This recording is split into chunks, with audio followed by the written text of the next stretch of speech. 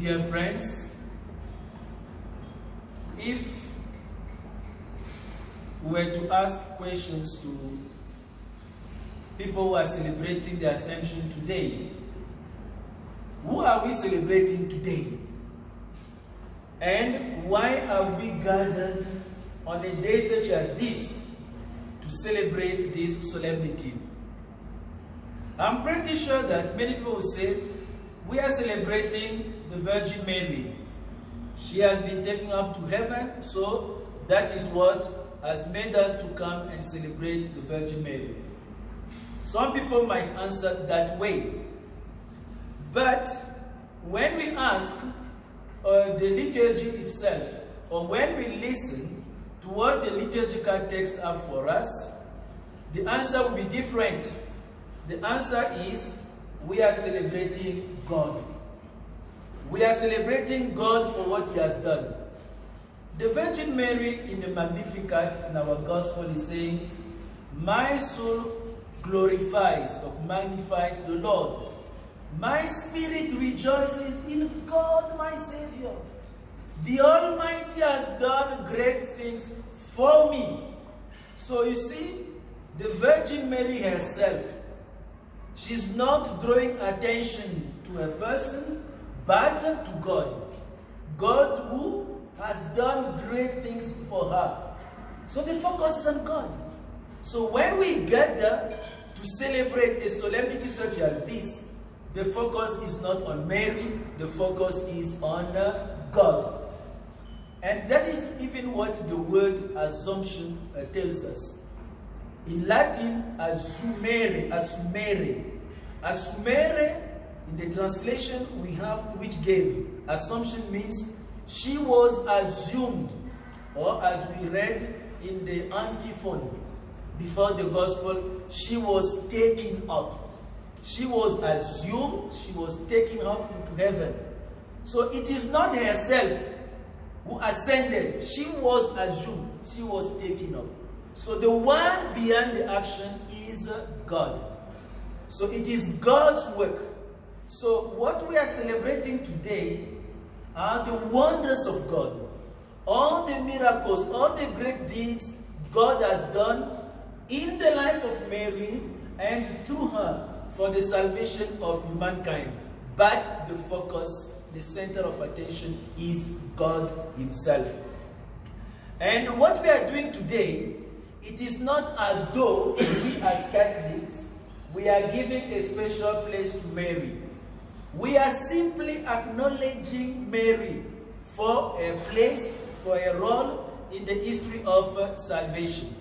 We have heard Mary saying herself, moved by the Holy Spirit, from now on, from this day forward, all generations shall call me blessed. So, we are also one of those generations. We have come to acknowledge how blessed is Mary and to call her blessed. So it is in the Bible that when we gather to acknowledge what God has done in the life of Mary, and when we call her blessed, it is actually fulfilling a prophecy which we have heard in the scriptures. So once again, it is not the Catholics giving Mary a special place. We can never give someone a place which is not his or hers. We can only acknowledge the place God has given to our Holy Mother. Yours are the graces unclaimed by another. So we just come to acknowledge what God has done, and we give God thanks for all that He has done. Now, dear friends, there are some people who say that God only wanted to have a son born of the woman. And that was it. That was the most important thing. So God just wanted a woman of Israel to give birth to Jesus, or to His only begotten Son, so that through His incarnation He will save the world. And after that, after the birth, that's it. Mary is no longer important. So why do you keep talking about Mary after the birth of Christ? because God only wanted a woman to give birth to a son. The people who reason that way, they are people who are just telling us about what they have in their minds about human relationships. Like, sometimes I have heard, and correct me if I'm wrong, but there are some women or some men, they want to have a child with a member of a particular family for a particular reason. So, in that family, they have the president of the republic, they have the prime minister, or they have ministers, they have people who are rich. So, if I can have a child with one of them, I am pretty sure that my life situation will improve, and even the situation of my family. So, a woman will calculate, let me have a child with this man from this family. Or a man will calculate, let me have a child with a woman belonging to that family, so that my children will be having as breakfast sausage, they will be having yogurt, they will be having salad for breakfast, they will be having 3 meals a day, and then they will be going on holiday. So they are calculating, So I've been told that some people, whether it be in North America or in Europe, they will calculate, let me have a child with this person because it will enable me to have the visa so that I will stay. They will not kick me out because they know that I had a child with a man who is legally married and who is legally resident in a particular country. So that by so doing, I'm sure that I'm not going to be kicked out. I have met women from Africa. I will not say the country so that you will not think that I am anti some countries. But they told me that they would just do everything to get a visitor's or a short-term visa, even to participate in a symposium or a workshop, which they will never attend, but they will do everything to get the short-term visa. And when they are there, I remember very well the one I met in Italy. She was telling us, the first thing I'm going to do is pregnancy. I have to fall pregnant because that is the next thing. So you men, you'll be thinking that this person, oh, you have just come from Africa. She's calculating who is going to impregnate me so that I will have the papers. So there are people like that. Now, there are people who also think that in religious affairs, God can work that way. That I just want my son to redeem humanity, but I'm using this woman for a purpose for which actually she's not even intended. There is nothing about her. So it is just for the test. That is not how God works. You know, the friendship God has with us is an everlasting friendship. The friendship God started with Abraham, even centuries beyond the death of Abraham, God is still remembers his covenant with our ancestors, or this covenant with Abraham. And I'm going to give you 2 other concrete examples. You remember on the day of Transfiguration. On Transfiguration Day, there were 2 men who appeared. They were talking with Jesus. And who are those 2 men? They were Moses and Elijah the prophet. So these great men, Peter, James, and John, they saw them on the mountain of Transfiguration. So Moses, many centuries before Christ. Elijah, many centuries before Christ. These people have left this world long ago, forgotten maybe. You could not even trace that, okay, maybe this, that. But the 3 disciples of Jesus who were witnesses of the Transfiguration, they saw Moses. They saw Elijah. They recognized them. But have you ever thought of the life of Moses compared to that of Mary? Moses killed an Egyptian. He ran away. And Moses was even denied to go to the promised land. And the reasons are given in the Bible. And Moses hesitated. When God said, I'm going to send you to Pharaoh to get my people out of Egypt, he was giving many reasons. Oh, I don't know how to talk. Okay, your brother Aaron will be a spokesperson for you. So Moses hesitated. Moses killed an Egyptian. Moses did not even reach the promised land. And then if you take the other man, our friend Elijah, recently we read in the Bible that he beheaded, he killed 450 prophets of Baal on Mount Carmel. And then it angered Queen Jezebel. He became a fugitive. He was demoralized. He thought that it was better for him to be dead than alive. These are people, when you see their life, and when you compare their life to that of Mary, you say, this is amazing.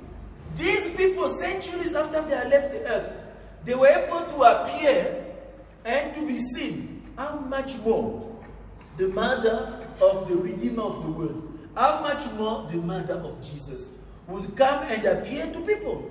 And we have countless testimonies that Mary has appeared to people to come and tell them what God has as a message for them. So there is no contradiction. You see, being taken up to heaven with the body, at least in the Bible, at least we have two examples. We have the case in the book of Genesis of Enoch. And then we have the other story of Elijah the prophet. Elisha, his disciples was following him, and perhaps the guy was taken up to heaven. It is in the Bible. So if somebody like Enoch or like Elijah the prophet can be taken up to heaven with their bodies, how much more the mother of Jesus? That is why the church says Mary, at the end of her earthly pilgrimage, was assumed. She was taken up, body and soul, in the glory of heaven.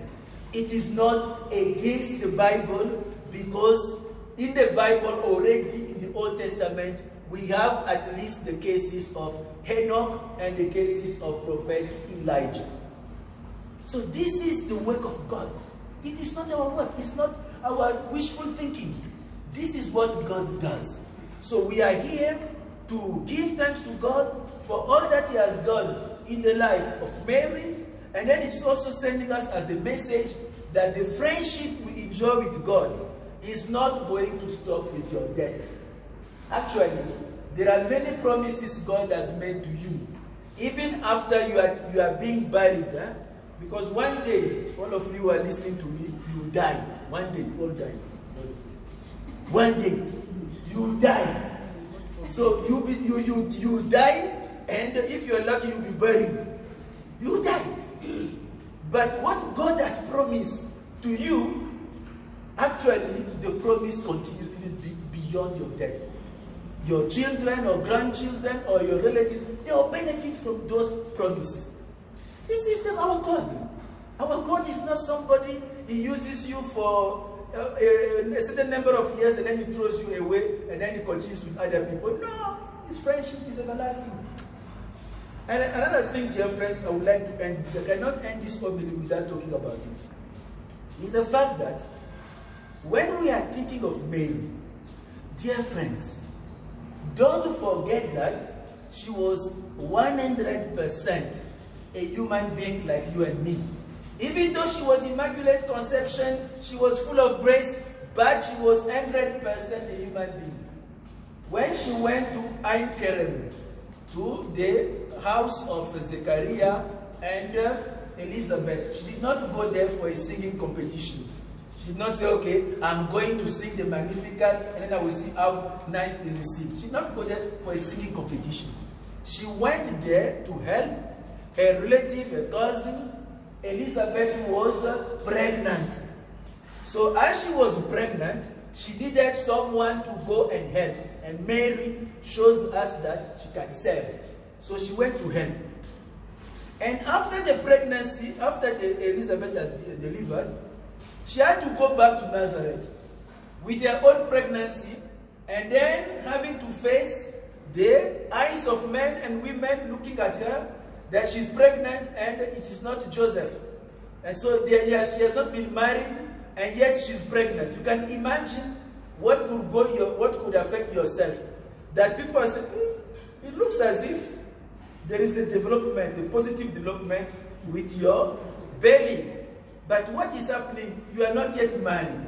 Imagine in the culture of that time, Mary has to experience that. What people will say, hey, look at this woman.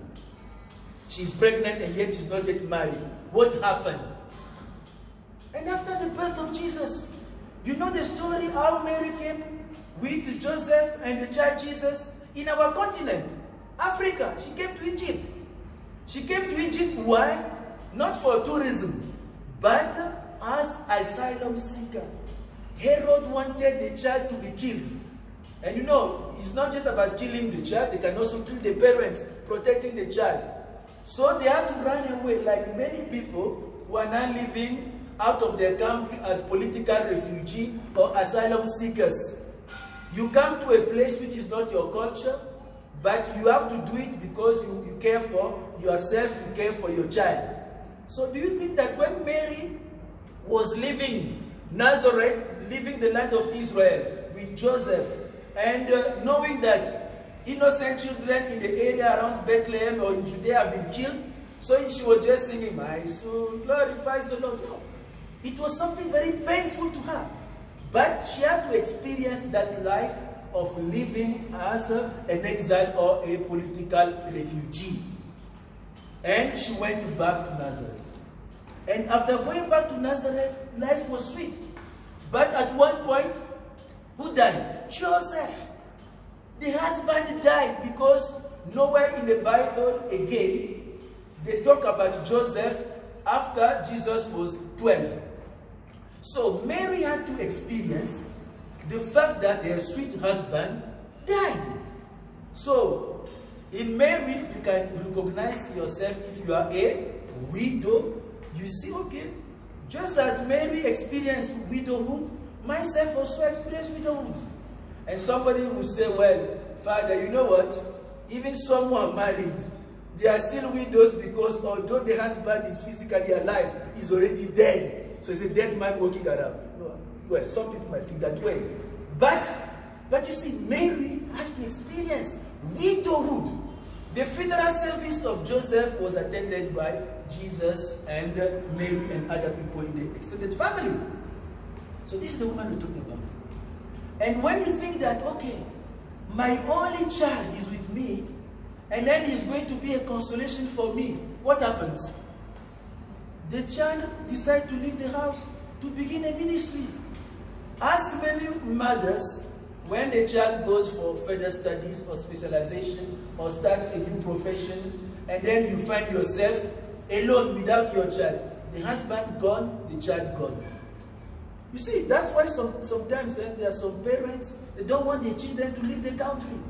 They will I will try to find the best university for you in the country, or I follow you in the country where you're going. But Mary had to experience that separation with Jesus.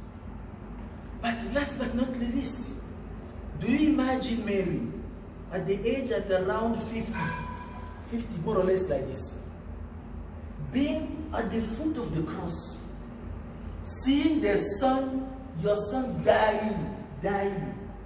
And Jesus did not die in the hospital. That he was in ICU, and then the machines were there. And then it was, he's going to die. Jesus died in a shameful death as a brigand, crucified in public. The time people come for pilgrimage because the Passover is near, and that is the time.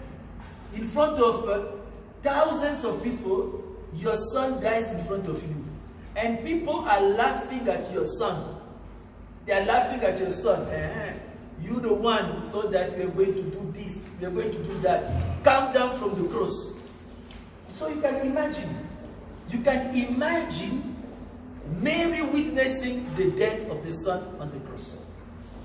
Go and ask many mothers who are living in countries where there is war, how they see the son dying, being killed in front of them, or sometimes you are there. But you see, this is the Virgin Mary we are talking about. we are not talking about an imaginary Virgin Mary who had everything easy for her. No. We are talking of someone who lived a life 100% as a woman. But her secret was that in everything she surrounded herself to God's will. She was fiat at the moment of the Annunciation. She was fiat, that means yes, at the moment Jesus died.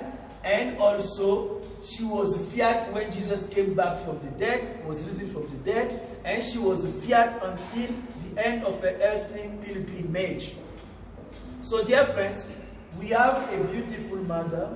We have a wonderful mother who cares for us. So that is why we are here really in thanksgiving to say, God, thank you so much for giving us such a mother, for giving us such a sister, for giving us such a model of faith.